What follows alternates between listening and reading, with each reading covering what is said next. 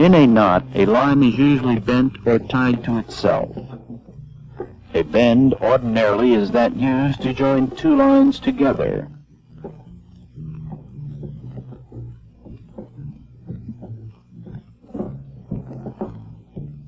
A hitch is a line tied to a ring around a spar or stanchion, or another line.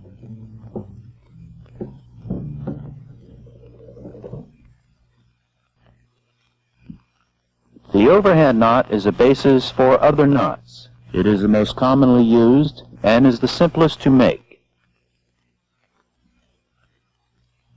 An overhand knot is made by passing the end of a line over the standing part and through the loop. An overhand knot may be used to prevent the line from unlaying, to form a knob at the end of the line, or to serve as a basis of other knots. The overhand knot is also used to increase a person's grip on a line.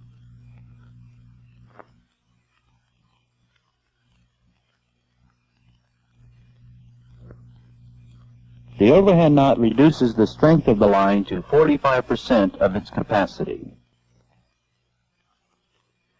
The next knot will be a square knot.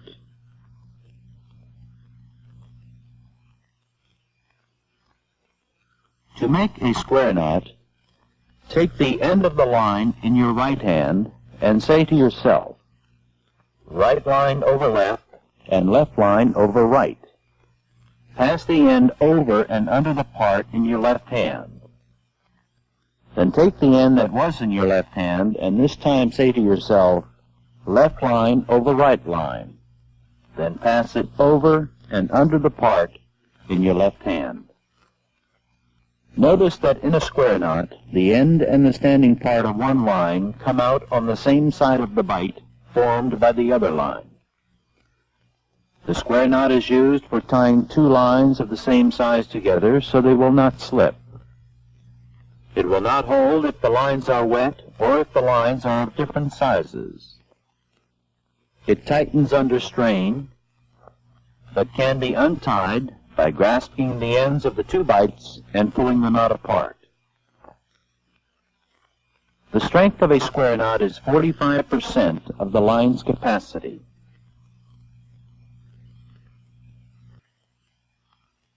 The next knot is a figure 8 knot.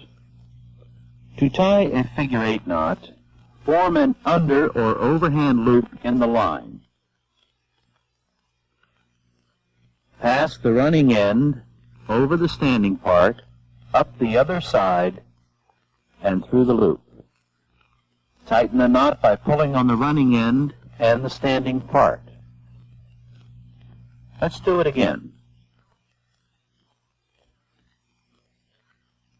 Form an under or overhand loop in the line. Pass the running end over the standing part, up the other side and through the loop. Tighten the knot by pulling on the running end and the standing part. A figure 8 knot is used to prevent the line from unreeving when rove through a block. The knot is easy to untie. A figure 8 knot reduces the strength of the line 50%. The bowline knot. To tie a bowline, hold the standing part with your left hand and the running end with your right hand. Flip an overhand loop in the standing part. Hold the standing part and the loop with the thumb and fingers of your left hand.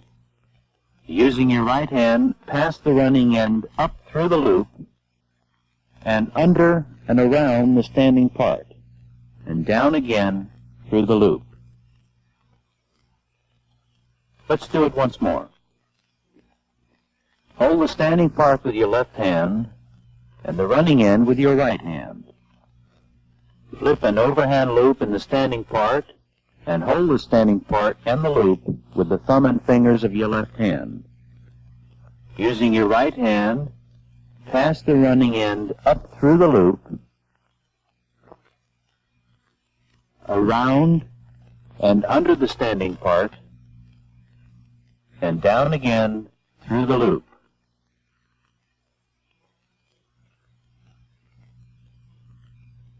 The bowline is used to tie a temporary eye in the end of a line.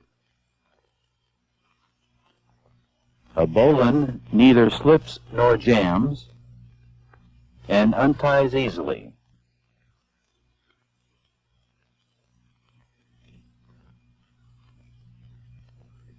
An example of a temporary use is that of tying a heaving line or messenger to a hawser and throwing it to a pier where line handlers can pull the hawser to the pier using the heaving line or messenger.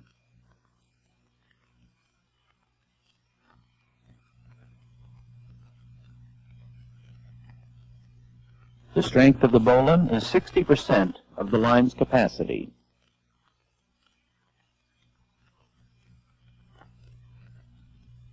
A running bowline is used when you need an extra large eye. To tie a running bowline, put the running end under the standing part. Make an overhand loop in the bight. Take the bitter end over the standing part, up through the overhand loop, around and under the standing part, and down through the loop, forming an eye around the standing part. Let's tie it once more. Put the running end under the standing part, make an overhand loop in the bight, take the bitter end over the standing part, up through the overhand loop, around and under the standing part, and down through the loop.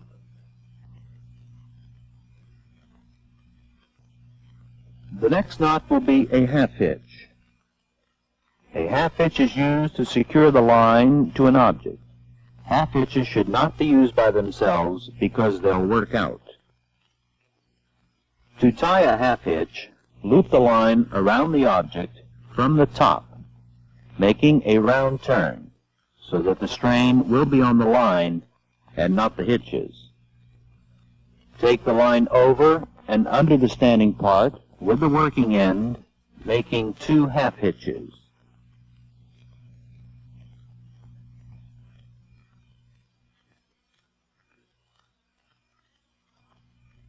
Hitches should always run in the same direction to prevent twisting of the line. Never tie half hitches by themselves. They must be used in conjunction with another knot.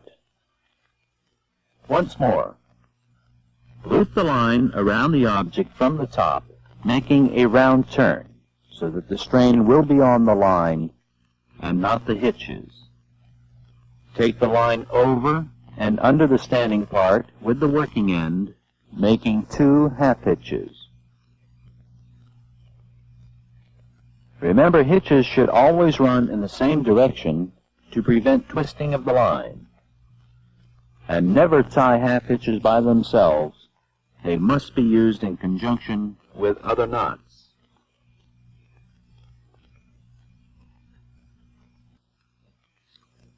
The timber hitch.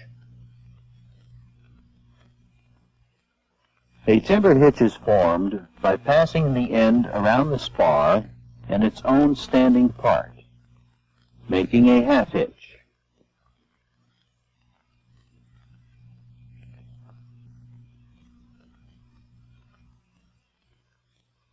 Then wrap the working end around the same part of the line a minimum of 3 times.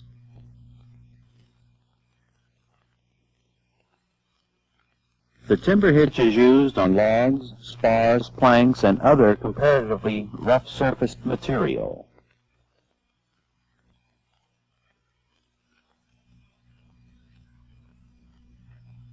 Let's see that again.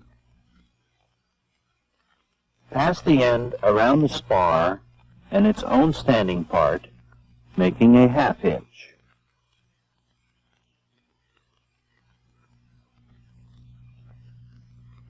Then wrap the working end around the same part of the line a minimum of 3 times. The timber hitch is used on logs, spars, planks, and other comparatively rough-surfaced material.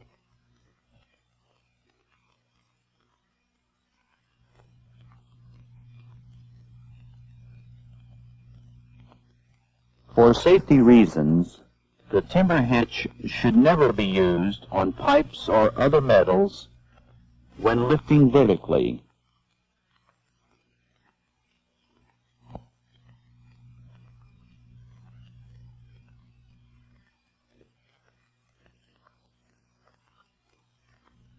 It will slip when tied to metal.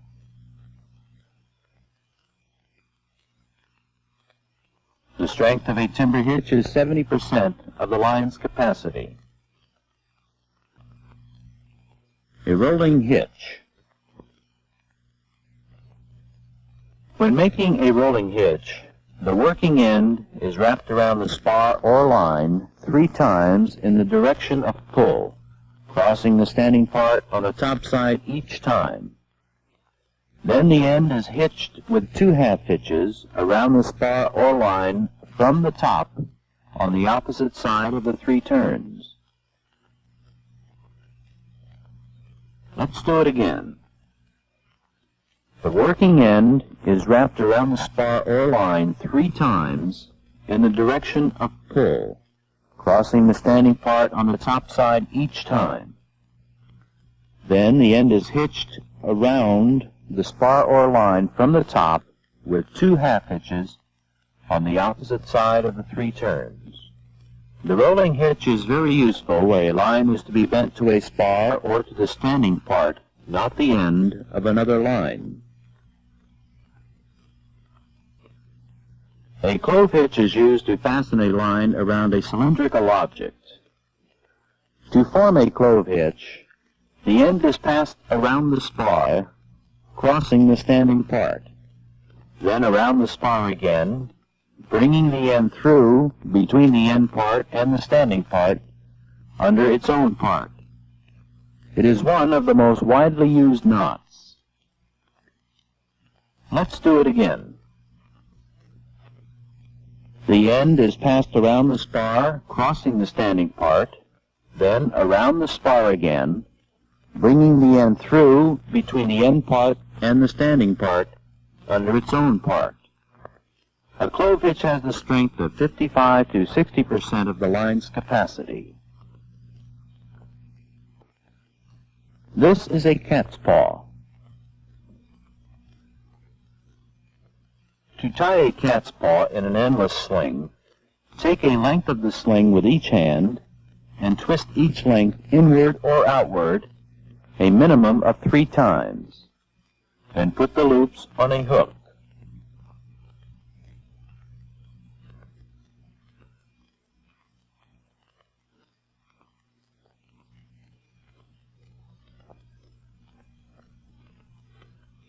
Let's tie this once more. Take a length of line in each hand and twist each length inward or outward a minimum of 3 times. Then put the loops on a hook.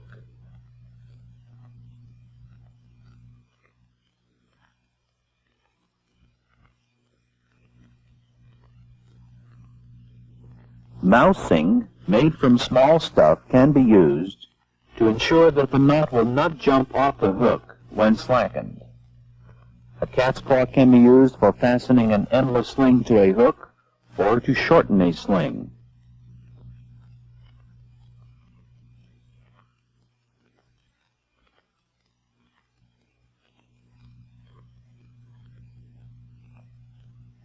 A cat's paw is easily tied and untied.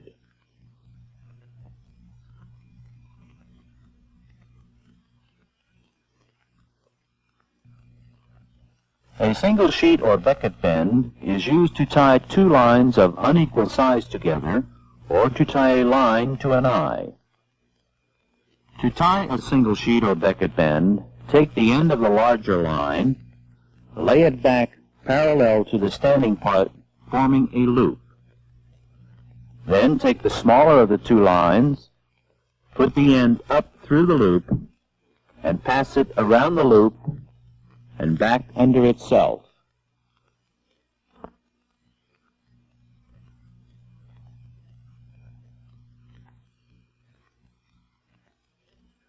The single sheet or becket bend will draw tight, but will loosen when the line is slackened.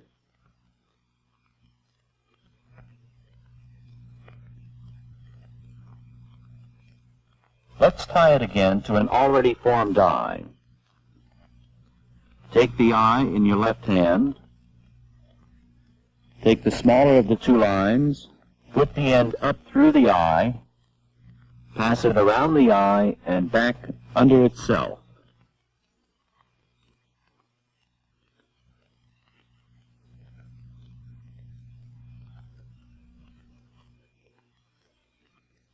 Again, the single sheet or becket bend will draw tight but will loosen when the line is slackened.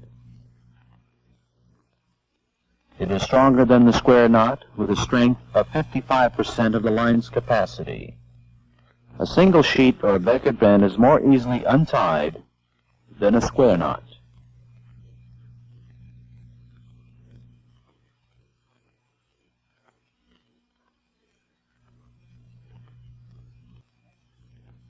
A double sheet or becket bend is always used to tie the gant line to a bosun's chair.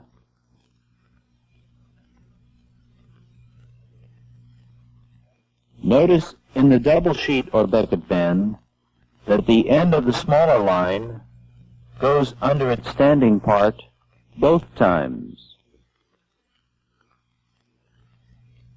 If a greater holding power than the single sheet or becket bend is required, a double becket bend is used.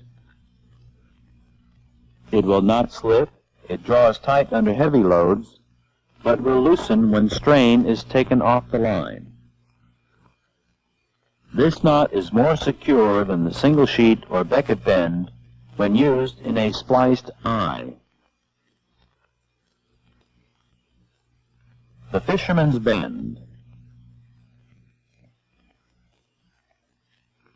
To tie the fisherman's bend, take 2 turns through the eye.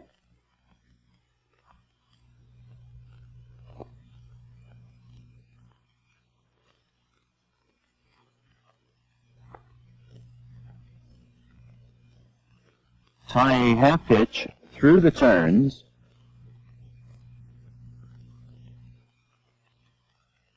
and another 2 half hitches around the standing part.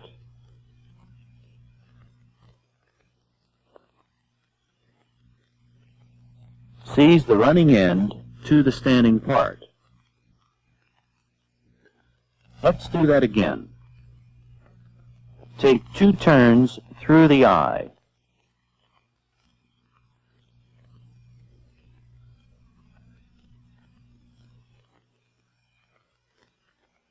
Tie a half hitch through the turns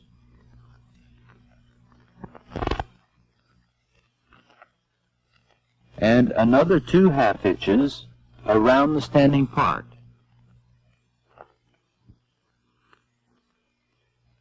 Seize the running end to the standing part. The fisherman's bend is used to tie a line to a becket or to an eye, such as tying a messenger to the eye in a mooring line. It is also used for securing a line to a buoy or a hawser to the ring or a shackle of an anchor. The fisherman's bend has a strength of 76% of the line's capacity.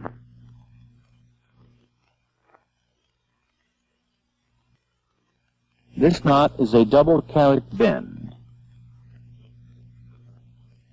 A double carrick bend is made by first crossing the end of one line over the standing part, forming a loop. Pass the end of the other line across the loop. Then, working from right to left, bring the bitter end under the standing part, then over and under each part to form the knot.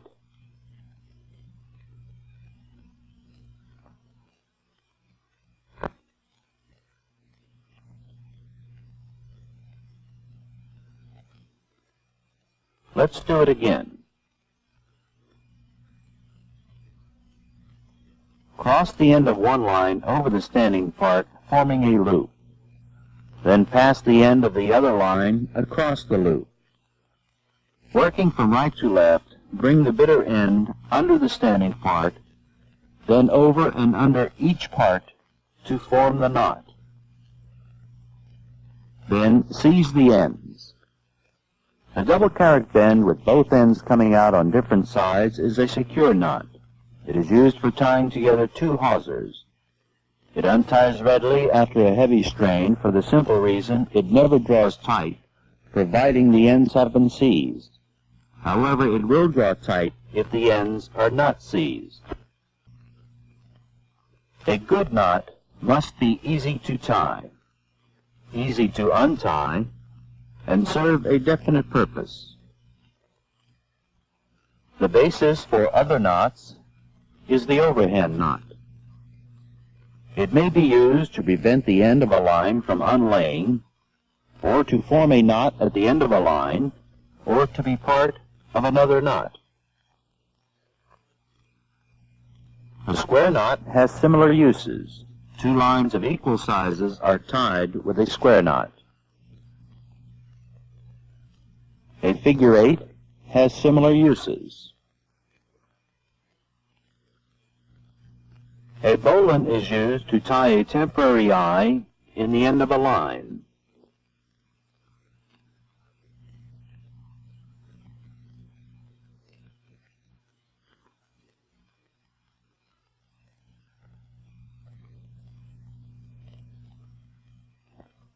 A cat's paw is used both to fasten an endless sling to a hook and to fasten the end of a line to a hook.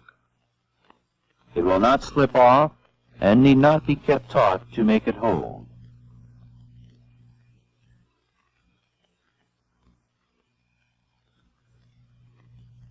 A fisherman's bend is used to tie a line to a becket or to an eye in a mooring line.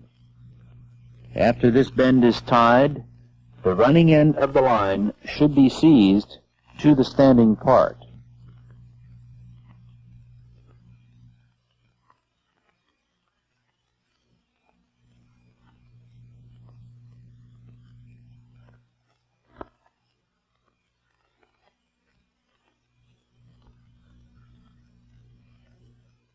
A half hitch is tied with the short end of the line and is used to back up other knots. Never tie half hitches by themselves. Instead, take a round turn before tying the hitches so that the strain will be on the line.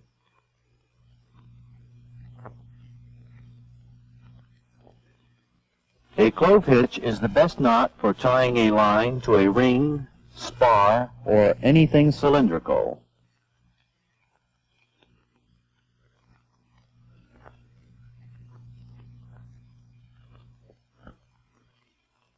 Two lines of unequal sizes are tied with a single sheet or becket bend.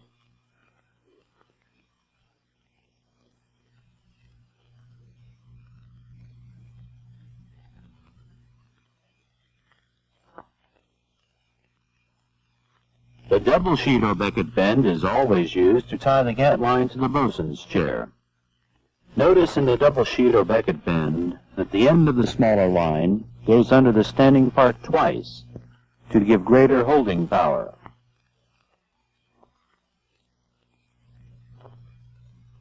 Two hawsers are tied together with a double carrot bend.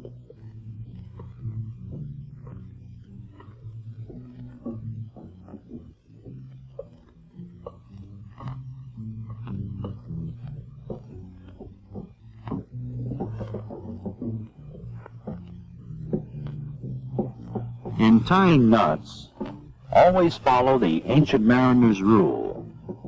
Never tie a knot on which you are not willing to stake your life.